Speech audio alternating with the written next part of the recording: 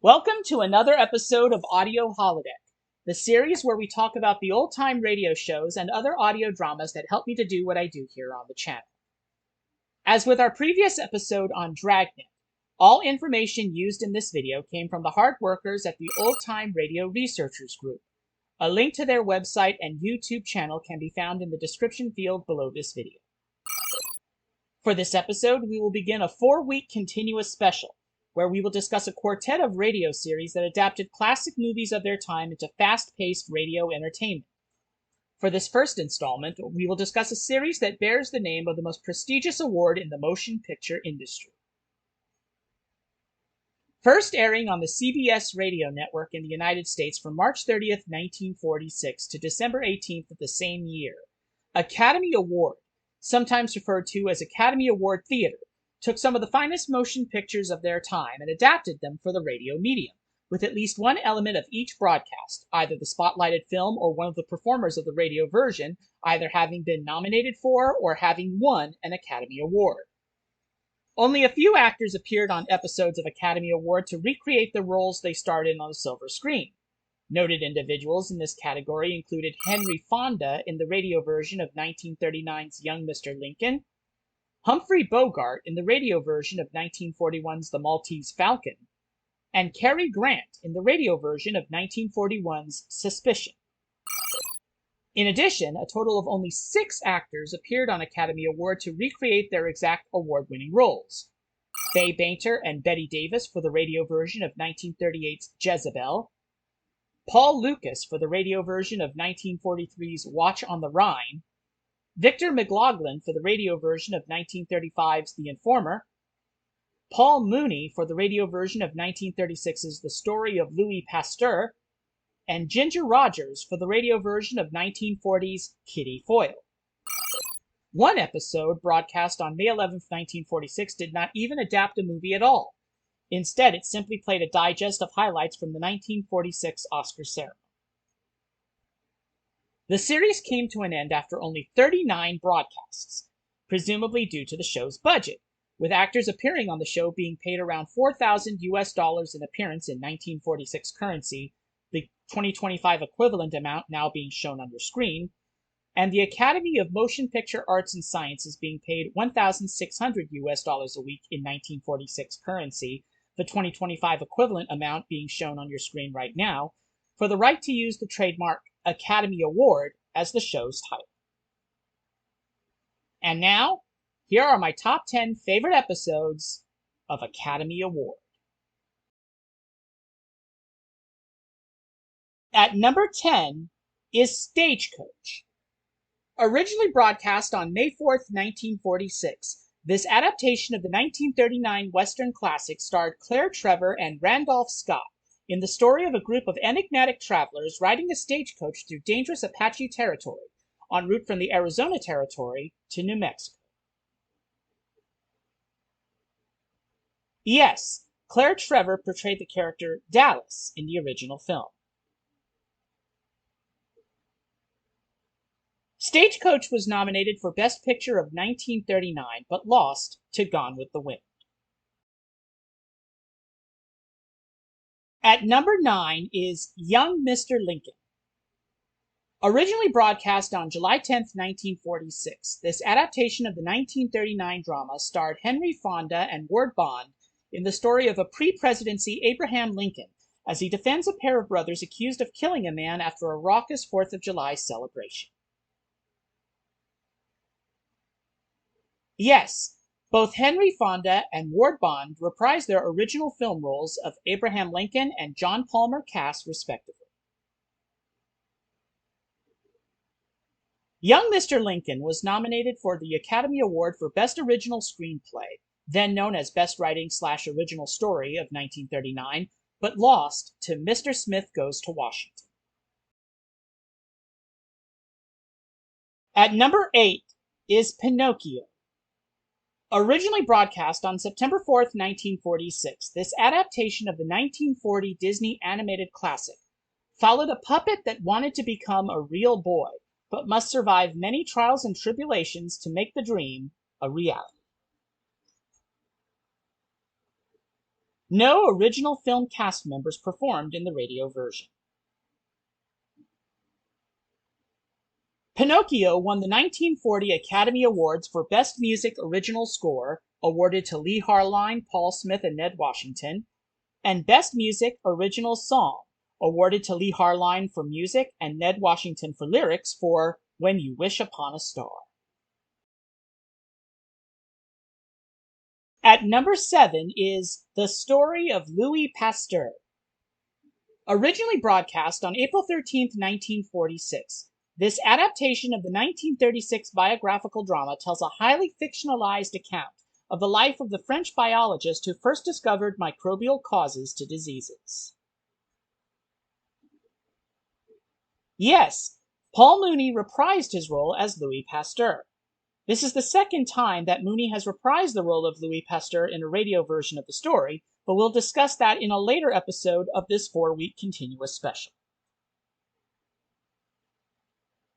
The Story of Louis Pasteur won 3 Oscars in 1936. Best Actor for Mooney, and Best Adapted Screenplay, and the now inactive Best Story, both awarded to Pierre Collings and Sheridan Gibney. The film was also nominated for Best Picture, but lost to The Great Ziegfeld. At number 6 is Jezebel. Originally broadcast as the first episode of the Academy Awards series on March 30th, 1946, this adaptation of the 1938 romantic drama features Bette Davis and Fay Bainter in their original roles in the story of a romantic triangle that must be heard to be believed. In addition to original cast members Davis and Bainter, who won Best Actress and Best Supporting Actress of 1938 respectively, this adaptation also stars actress Anne Revere, who had won Best Supporting Actress of 1945 for her role in the movie National Velvet. Yes, as mentioned earlier, Bette Davis and Fay Bainter reprised their roles from the original film of Julie Marsden and Aunt Belle Massey, respectively. As also mentioned earlier, both Bette Davis and Fay Bainter won Oscars in 1938 for their roles in Jezebel, Best Actress and Best Supporting Actress, respectively. The film was also nominated for 3 additional Academy Awards: Outstanding Production, now known as Best Picture, which it lost to You Can't Take It With You; Ernest Haller for Best Cinematography, who lost to Joseph Ruttenberg for The Great Waltz; and Max Steiner for Best Scoring, now known as Best Original Score, who lost to Alfred Newman for Alexander's Ragtime Band. At number 5 is A Star is Born. Originally broadcast on June 29, 1946, this adaptation of the original 1937 story of an up-and-coming actress and the aging star who helps build her career stars Frederick March in his original role of the aging star. Yes, as mentioned earlier, Frederick March reprises his original Oscar-nominated role of Norman Maine. A Star is Born won the 1937 Academy Award for Best Story, presented to William A. Wellman and Robert Carson. Cinematographer W. Howard Green was also presented an honorary award for the film's color photography. It was also nominated for a further 6 awards: Outstanding Production, also known as Best Picture, which it lost to The Life of Emile Zola; William A. Wellman for Best Director, who lost to Leo McCarey for The Awful Truth; Frederick March for Best Actor, who lost to Spencer Tracy for Captains Courageous; Janet Gaynor for Best Actress, who lost to Louise Rayner for The Good Earth; Alan Campbell, Robert Carson, and Dorothy Parker for Best Adaptation, who lost to Heinz Harald, Geza Herzeg, and Norman Riley Rain for The Life of Emile Zola; and Eric Stacey for the now inactive Best Assistant Director, who lost to Robert Webb for Old Chicago in the category's final presentation. At number 4 is The Pride of the Marines. Originally broadcast on June 15, 1946, this adaptation of the 1945 World War II drama, which itself was based on actual events, stars John Garfield in his original role as a U.S. soldier who stood his ground against the Japanese in the Battle of Guadalcanal and his subsequent blinding and road to rehabilitation. Yes, as mentioned earlier, John Garfield reprised his role from the original film as Al Schmid. And like Paul Mooney as the title character in The Life of Louis Pasteur, as mentioned earlier, Garfield had previously played the role of Al Schmid in another radio adaptation of Pride of the Marines, which we will discuss in another episode of this 4-week continuous special. The screenplay for Pride of the Marines by Albert Maltz, based on the 1944 book Al Schmid Marine by Roger Butterfield, was nominated for the 1945 Academy Award for Best Adapted Screenplay, but lost to Charles Brackett and Billy Wilder's screenplay for The Lost Weekend. At number 3 is Snow White and the Seven Dwarfs. Originally broadcast on April 27, 1946, this adaptation of Disney's 1937 first-ever animated feature film tells the fairy tale story of a princess who is the target of a queen who is jealous of the princess's beauty. No original film cast members performed in the radio version. Snow White and the Seven Dwarfs was nominated for the 1937 Academy Award for Best Musical Score, but lost to 100 Men and a Girl. Walt Disney was also presented with an honorary award for the film's success, as it pioneered a great new entertainment field. The honorary award, consisting of a full-sized Oscar statuette and 7 miniature Oscars, was presented to Disney by popular actress Shirley Temple. At number 2 is Front Page. Originally broadcast on June 22, 1946, this adaptation of the 1931 pre-code screwball black comedy follows a reporter, played by Pat O'Brien in his original role, on his reluctant final assignment for a local newspaper and his battles against his unscrupulous boss, played by Adolphe Menjou in his Oscar-nominated original role. Yes, as mentioned earlier, both Pat O'Brien and Adolphe Menjou reprised their original roles of Hildebrand, Hildy Johnson, and Walter Burns, respectively.